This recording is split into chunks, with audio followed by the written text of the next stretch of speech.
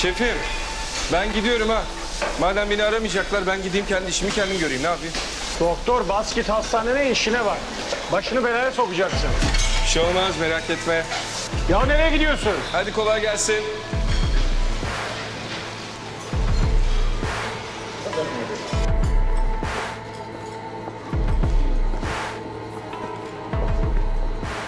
Merhaba. Merhaba. Müdür arayacaktı beni, unuttunuz galiba. Hatırladım. Ben tekrar arayayım. Çok önemli olduğunu söyleyin. Ben şurada lobide bekliyor olacağım ve konuşmadan da gitmeyeceğim. Lütfen bunu da ekleyin.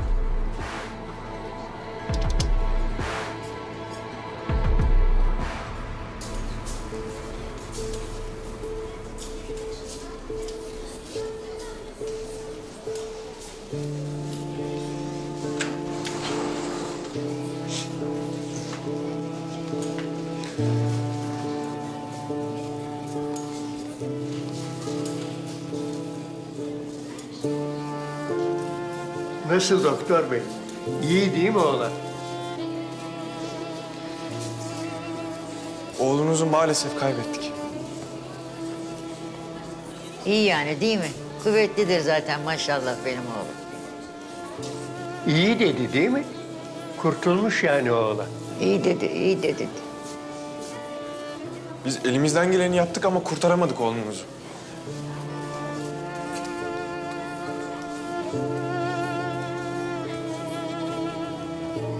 Oğlumu o halde görünce işitme cihazlarımızı almadan çık. Biraz daha yüksek sesle söyler misin? Biz elimizden gelen her şeyi yaptık ama kurtaramadık oğlunuzu.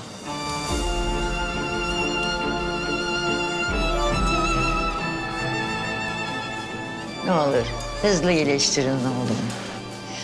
Ölmeden mürüvvetini göreyim diyorum. Yarın kalkar gideriz değil mi? Ne olur yarın çıkalım biz. İyileşsin benim oğlum. Ne olur doktorcuğum. Teyzeciğim oğlunuzu kaybettik. Oğlunuz öldü. Yok. Biz elimizden gelen her şeyi yaptık ama kurtaramadık. Çok üzüldüm. Yok bir tane oğlum benim o. Başka çocuğum yok benim o. Bir tane oğlum. Ölmedi değil mi? Ölmedi benim oğlum.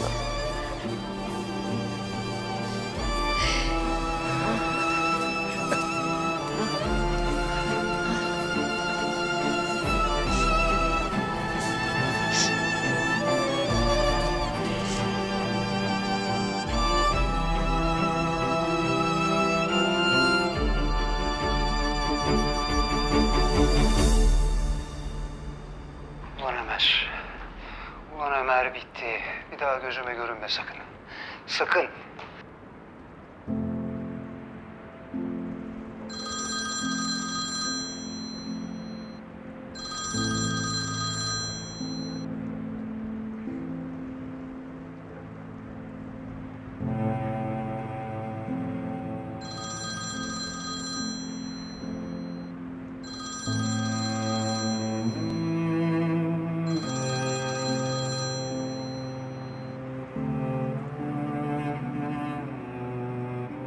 Birkaç saat içinde her şeyi mahvettim. Beceremedim. Kaldım da ne oldu? Hastayı da kaybettim. Bunca yıl en iyisi olmak için çalıştım. En iyi notları aldım. Bir şey üzerinde 10 yıl boyunca günde 3 saat çalışırsanız uzman olacağınızı söylerler. Ben inanırdım buna. Böyle doktor oldum ben. Ne 3 saati, neredeyse tüm saatlerimi verdim. Doktor oldum.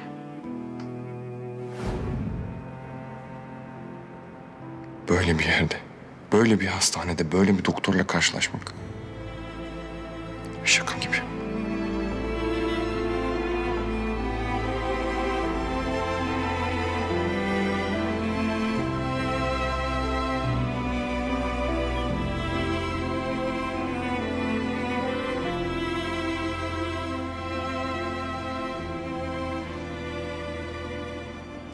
Ne yapıyorsun hemşire?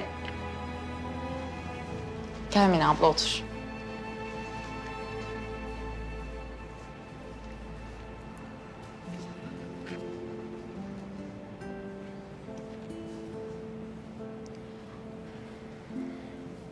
İçimde kötü bir his var Mine abla. Sanki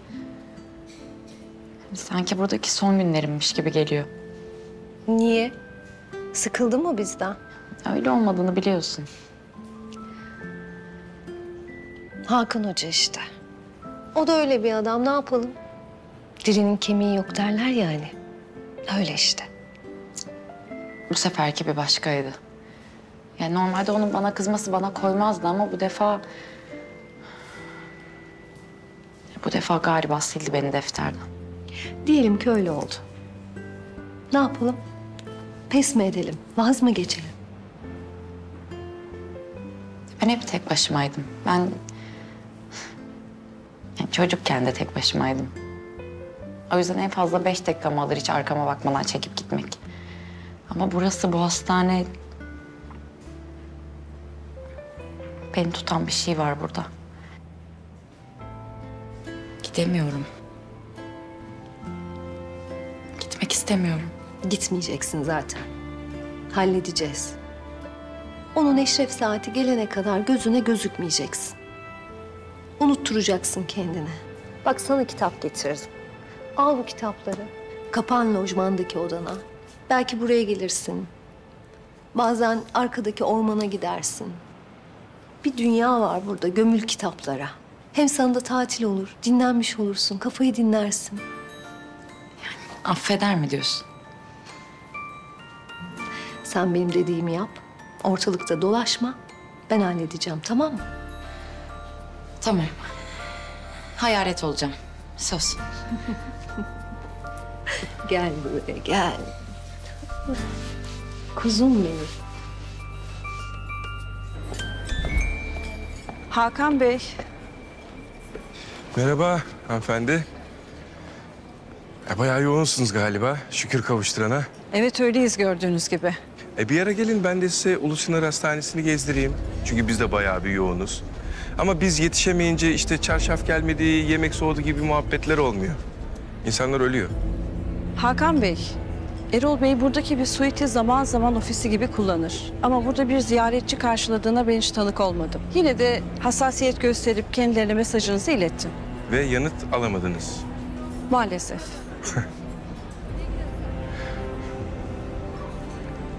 Peki, teşekkürler.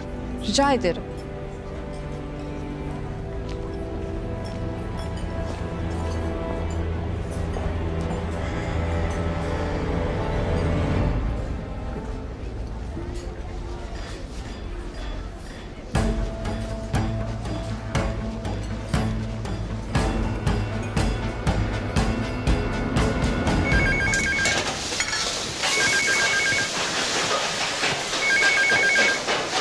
Buyurun. Anlaşıldı. Tamamdır. Erol Bey ve arkadaşlarına 4 bonfile orta pişecek. Geçen seferkini beğenmemiş ona göre. Seko tava.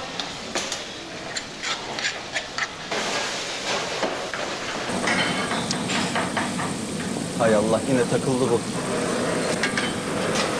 Tava ısınıyor usta. Tamamdır. Merhaba, kolay gelsin. Merhaba, kime baktınız? Amcamı görmeye geldim. Erol Bey'i, yeğeniyim.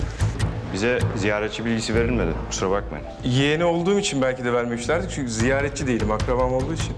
Sizi şöyle alabilir miyim beyefendi? Orada konuşalım. Tamam, şöyle yapalım. Ben amcama gitmeye çalışıyorum. Sen bana el kol yapıyorsun. Nasıl yapacağız şimdi? Beyefendi sizi şöyle...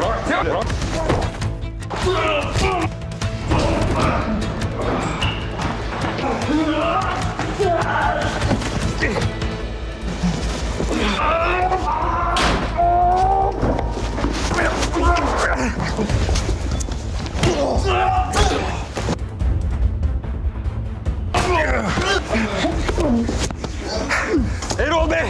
Kusura bakmayın bu şartlarda. Sizinle tanışmak istemezdim ama başka çarem kalmadı.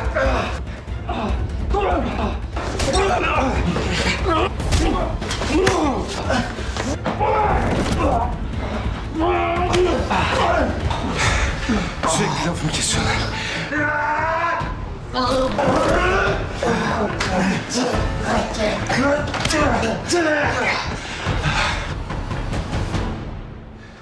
Hakan? Hakan Hoca? Tanıyor musun bu deliği? Efendim, ben Uluçınar Hastanesi'nden cerrah Hakan Aydıner. Sizinle daha uygar şartlarda görüşmeyi çok istedim ama maalesef başaramadım. Öyle olmayınca da böyle oldu. İşin bu noktaya gelmesinden dolayı özür dilerim Erol Bey. Hemen çıkarıyoruz. Kim bu? Aynen dediği gibi efendim. Uluçınar'dan uzman cerrahımız. Hakan Aydıner.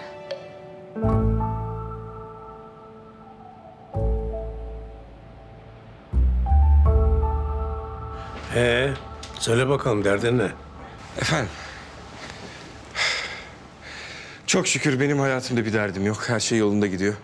Ama hastanede sorunumuz biraz büyük. Bazı elzem tıbbi cihazlar kullanılamaz hale geldi. Tamirle de yürütülemiyorlar. Bu durumda da değiştirilmeleri gerekiyor. Koskoca doktor olmuşsun. Bak bu yaşa gelmişsin ama en basit konuları anlamamışsın. Tabii işime çok tutkuyla bağlı olduğum için özel hayatımda bir takım şeyleri ihmal etmiş olabilirim, evet. Doğruluğu var. Ama lütfen siz beni bu konuda biraz aydınlatın ya. Ben iş adamıyım. Bir dükkana yatırım yapmam için oranın belli bir verimlilikte çalışması lazım. Yani doktor efendi, bir şey istemen için önce vermen lazım.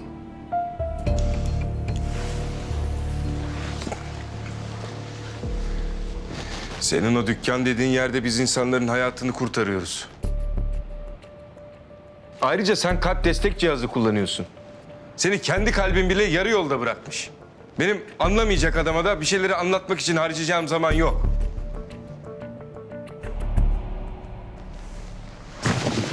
Bıraksana. Lan bırak.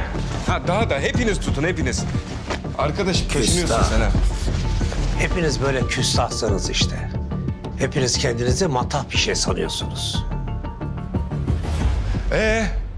Daha böyle bakışacak mıyız? Ya da bu arkadaşlarla bir posta daha mı dövüşeceğiz? Bırakın ben gideyim hadi.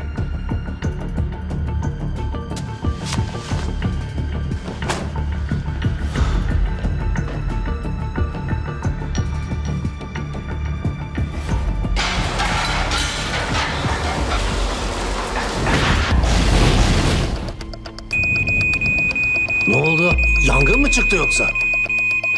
Oğlum bu ocak çalışmıyor yine. Ocak sistemini komple değiştirmek lazımmış. Ya sen bizim patronla iş yapmaya çalışıyorsun ama adam daha ocağı yaptırmıyor. Arif.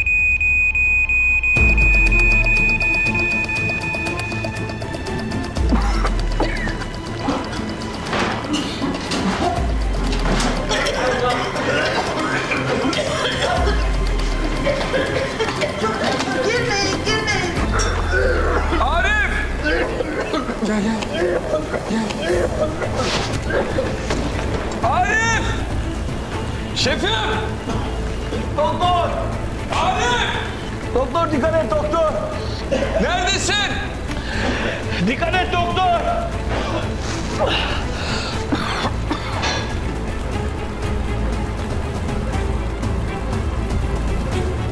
Bekle! Dikkat et!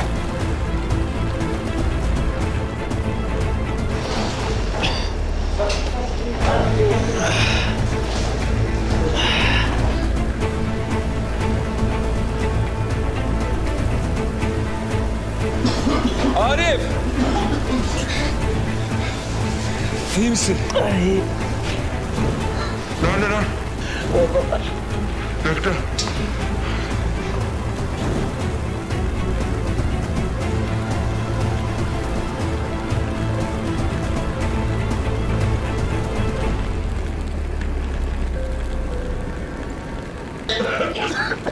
Seko! Nerede Sarkan? Orada.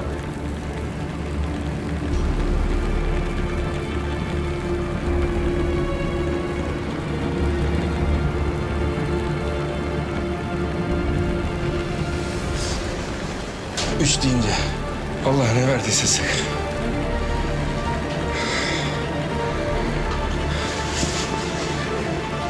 Sık!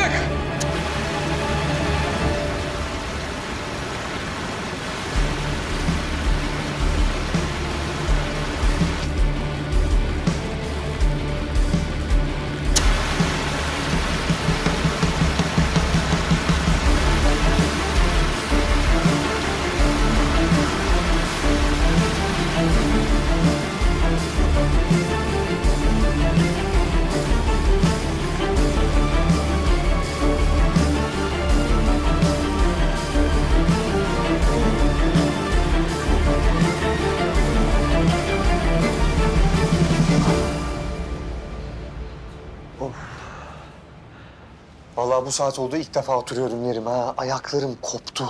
Ya bırak sen şurada uyurum biliyor musun?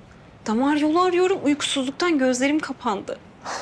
Kamyon şoförü gibi mi? Onların en azından sağ çekip uyuma şansları var. Bizde o da yok. Ben de gidip yüzüme su çarptım. Ne yapayım? Saat kaç olmuş? Daha yeni durdu. Bu saatten sonra bir şey olmaz merak etmeyin. Rutine bağlar artık. Hakan Hoca Ömer Hoca'ya o görevi verdiğinde ben dedim. Bu gece bitmez dedim ve dediğim gibi de oldu. Yeminle benim de içimden ağrısı geçti biliyor musun? Burada da tabii Ömer Hoca'nın ne kadar düz taban olduğunu öğrenmiş olduk. Yazık bu adama ya. Asıl o bu gece nerede uyuduğunu bilmeyecek. Hadi hemen acil servise. Yangın vakası varmış. Yaralılar var. Şaka değil mi? Benim şaka yaptığımı nerede gördün? Ne bileyim oğlum böyle İhsan Bey yapıyor ya böyle şakaları. Onun başının altından çıkıyor sandım. Ya vallahi geliyorlar diyorum ya. Çabuk acil servise. Bunun şakası mı olur ya? Bitmedi be gün bitmedi. Yangınla falan yaptı yine. Final falan büyük konuşma ya.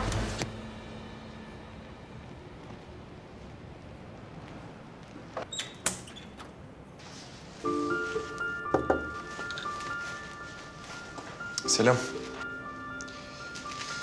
Yoğun ve sıkıntılı bir gün oldu senin için. O yüzden bir uğrayayım dedim.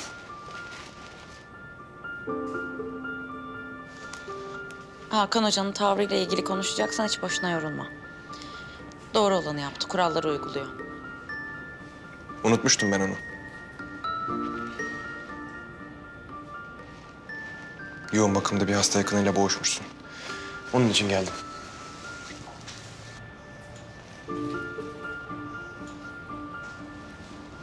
İyi, ateşin yok.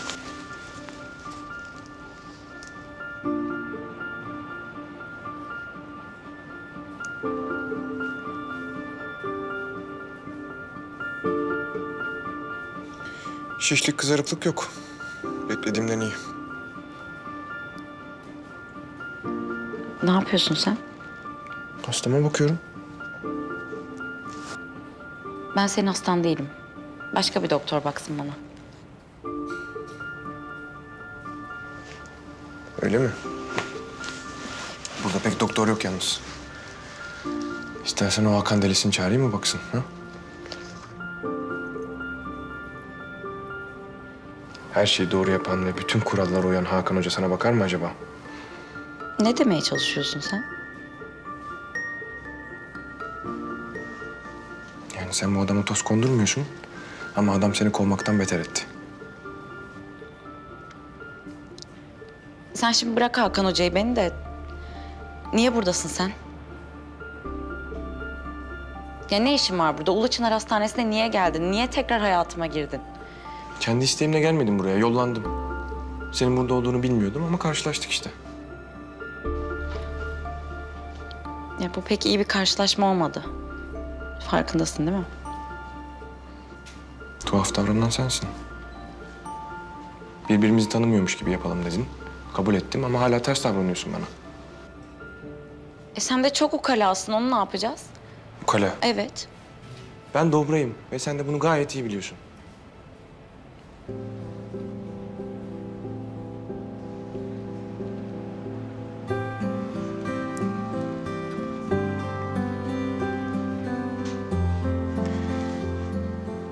Neden içtin o ilaçları?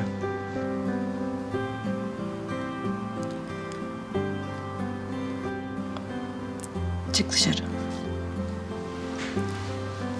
Çok yorgunum, uykum var. Çıkar mısın dışarı?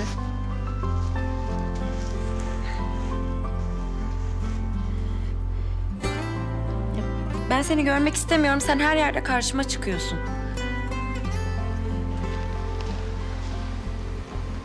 Özledim seni.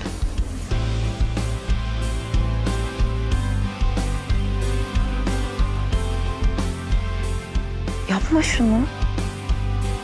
Söyleme şöyle şeyler. Neden?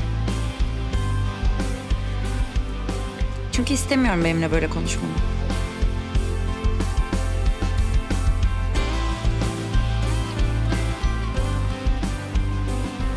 Bakma.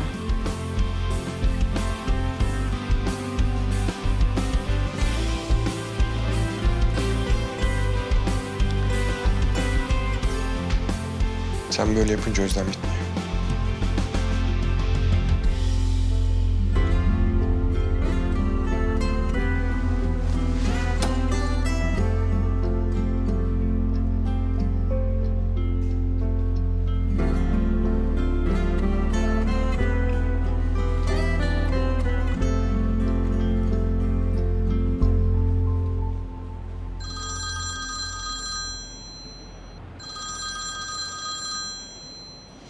Efendim, Ömer Hoca neredesiniz? üst kattayım. Ne oldu? 3 yanık vakası var. Yanık mı? Kaç kişi? 3. 4. yolda daha gelenler de var. Otelde yangın çıkmış. Hemen gelmeniz lazım. Hastaların durumu çok acil. Tamam, geliyorum. Hadi niye duruyorsun? Ya ben daha önce hiç yanık vakası bakmadım. Ne? Yani. Tamam yürü hadi hadi. 2, 3. Hoppa. Bektaş bize yardım. Monitörize ediyorsunuz. Satürasyonlarına bakıyorsunuz. Sen gir Hakan Hoca beni görmesin.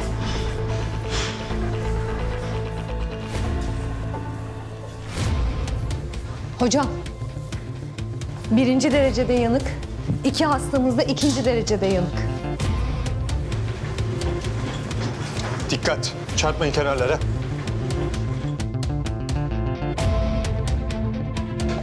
Tüm vücudu yanmış. 3. derece. Hibrit ameliyathaneye alalım hemen. Çabuk. Kenarlara çarpmayın yavaş. Yatağa paralel koy.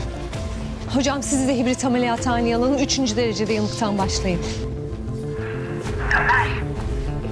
Ömer niye duruyorsun? Girsene. Gir hadi. Gir. Geldim. 1, 2, 3. Hop. Götür bunu hemen.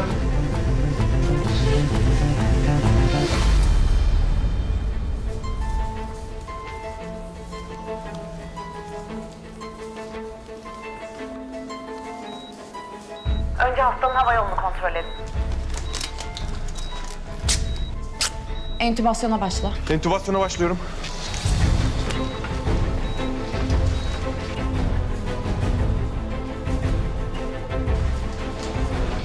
Entübasyon.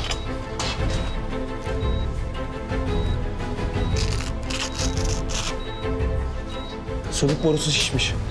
O zaman krikotirotomi yapacağız. Krikotomi hazırlan. Bir dakika, bir tüp alabilir miyim? Ömer ne tüple ne yapacaksın? Buyurun hocam. Ömer bir şey desene. Ne tüpü ya? Göremiyorum hiçbir şey.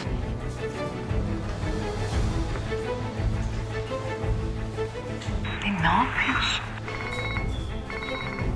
Tam bu. Geldi hocam.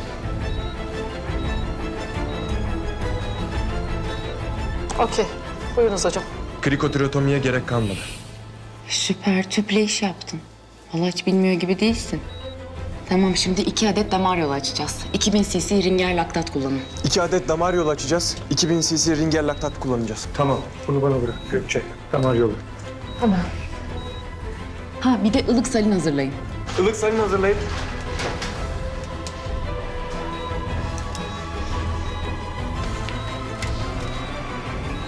İyi gidiyorsun Ömer. İyi gidiyorsun. Şimdi yanıklara pansuman yapacaksın. Sırtındaki yanığın ölçüsünü almayı da unutma. Pansuman malzemesi verin.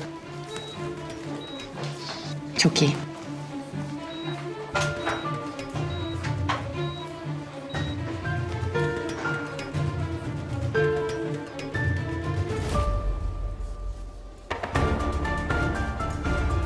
Karboksemoglobini kontrol et. Oksijen alımıyor, saturasyon düşüyor hocam. Solunum yalığı yüzünden. Çabuk entübasyona başlayacağız.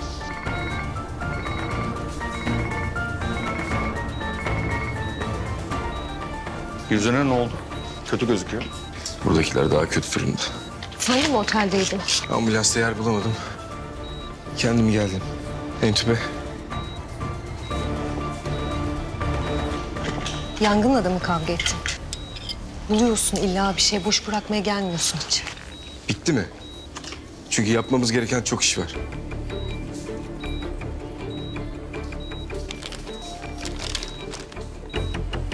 Aç.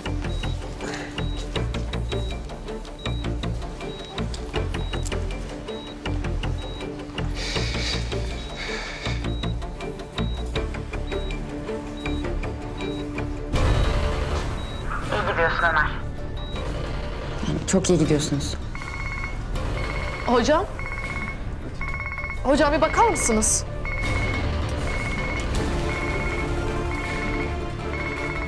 Ne oluyor? Kan dolaşımı iyi değil. Kolum morarmaya başladı. Kompartman sendromu başlamış. Hemen eskarotomi yapman lazım. Eskarotomi? Eskarotomi evet, deriyi keserek açman lazım. Ömer hadi niye duruyorsun? Deri geriliyor, damara baskı yapıyor. Eğer kesmezsen kan akışı engellenir. Kangren olacak. Ömer kangren olacak diyorum, hadi. Neşter. Hemen.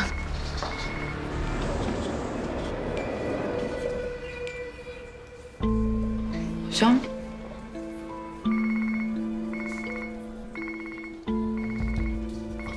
Hocam ben hiçbir şey yapmadım. Ben ellemedim hiç. Kaybol.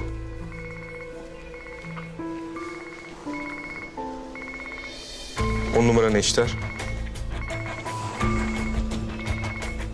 10 numara Neşter.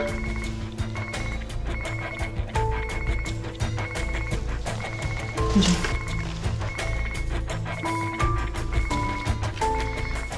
Yanık konusunda tecrübem olmadığı için Leyla'dan ben yardım istedim.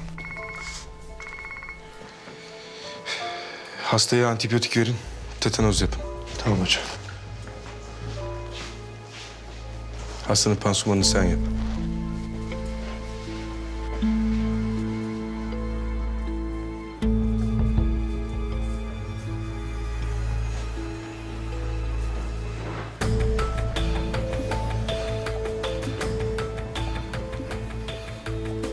Hocam.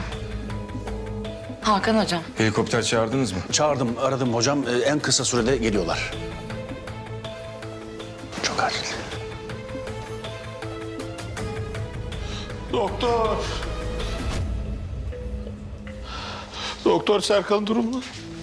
Bu ne hal? Gel. İyileşecekler değil mi ha? Gel şöyle bir otur. Hepsi ya. Gel. Hepsi iyileşsin. Hadi otur şöyle.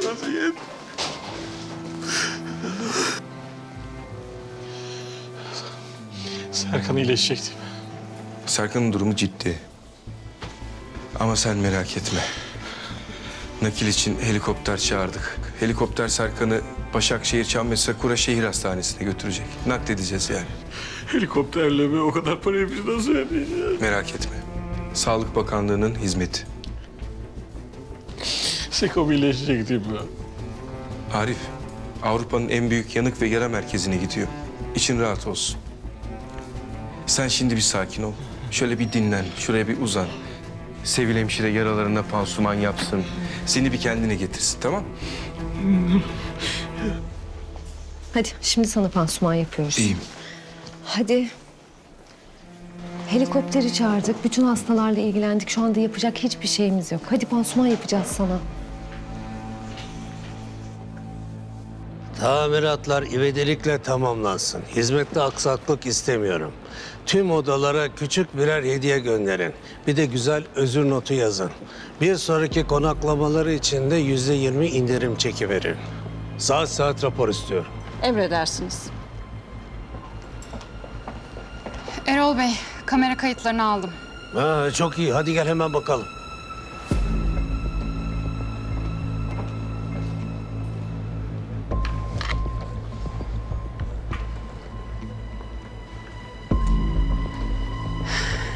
Yangın ocaktaki bir arızadan kaynaklanıyor. Şurada açıkça görünüyor. Mutfak ekibi birkaç kez arızayı bildirmişler ve tamirat talep etmişler. Herkesin tedavi masrafları karşılansın. Aileleriyle de ilgilenin. Bu arıza konusu büyümesin. Aynı emri verdim. Aferin Arzu.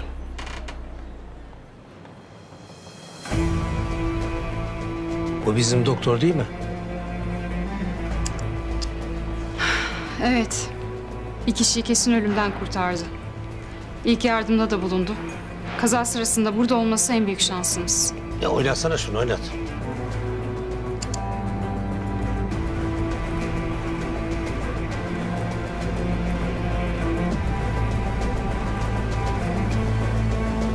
Kim bu adam Arzu?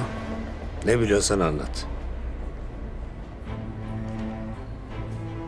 Bak, benden bir şey saklayamazsın. Er ya da geç zaten öğrenirim.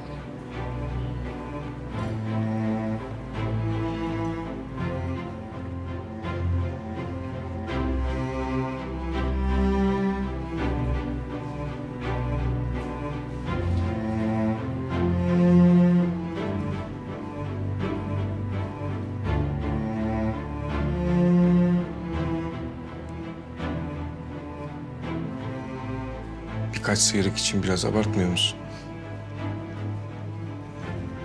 Birkaç sıyrık.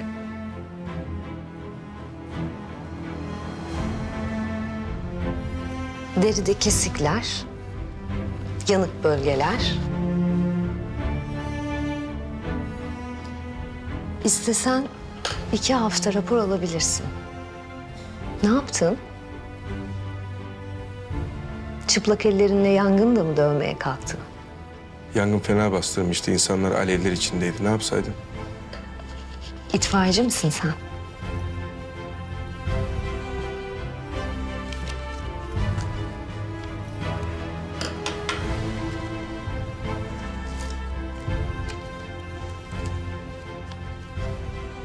Ya ellerin daha kötü yansaydı?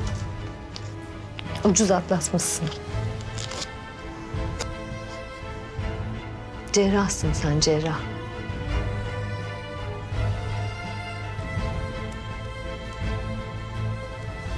Hava aydınlanıyor. Helikopter birazdan gelir. Ekibi topla da hastayı bir taşıyalım. Teşekkür ederim.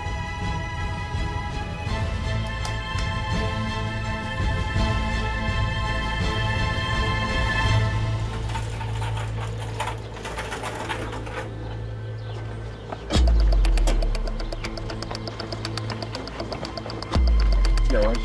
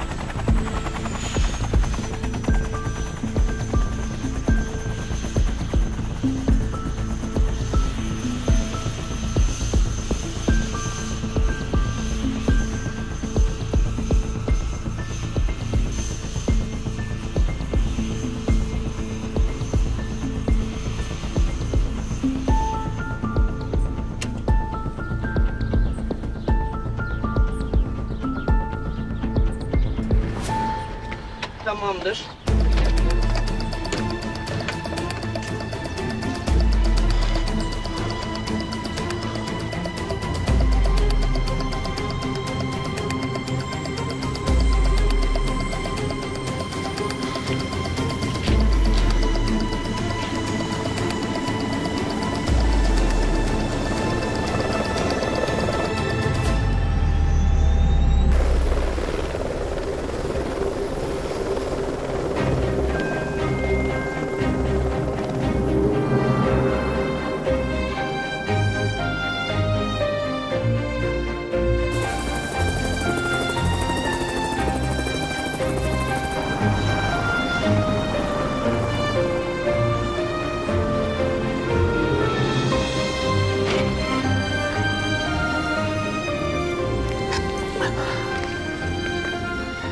Çok sağ ol be doktor. Biz elimizden geleni yaptık. Artık senin de için rahat olsun. Hakkını helal et.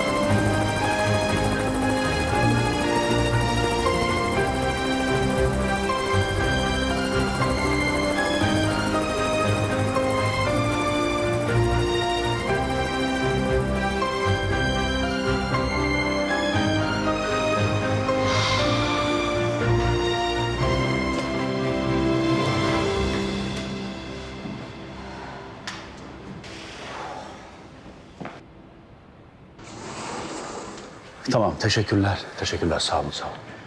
Hakan hocam.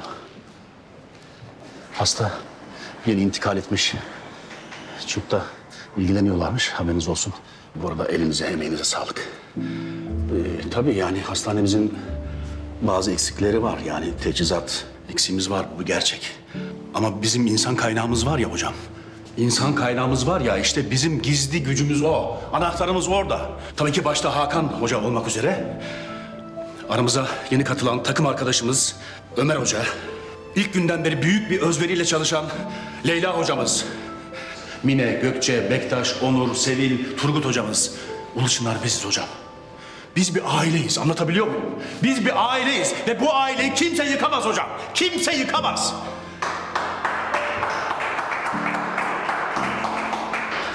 Sağ olun. Bitti mi? Bitti hocam. Leyla Hoca.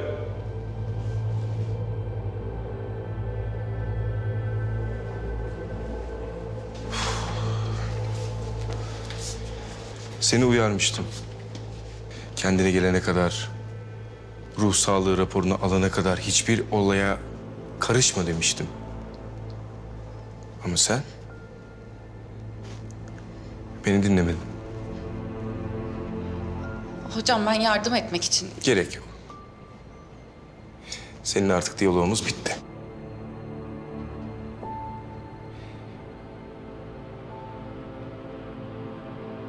Senin artık bu hastanede çalışmanı istemiyorum. Ve bu konuda kimseden fikir de istemiyorum, tavsiye de istemiyorum.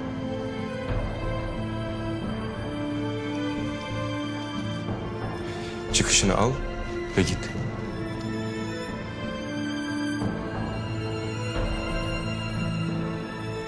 Duymadın galiba. Çıkışını al ve git.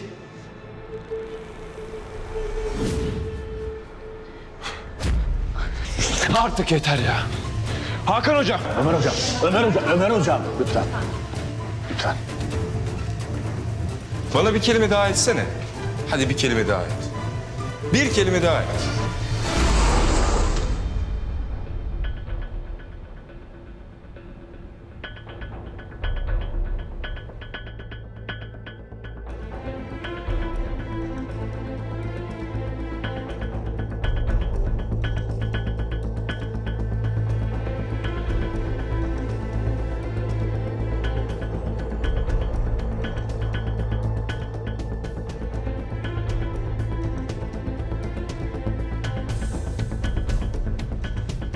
Erol Bey. Bizim bildiğimiz Erol Bey mi?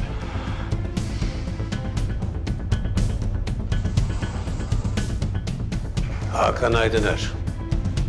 Doktorum olarak seni seçtim.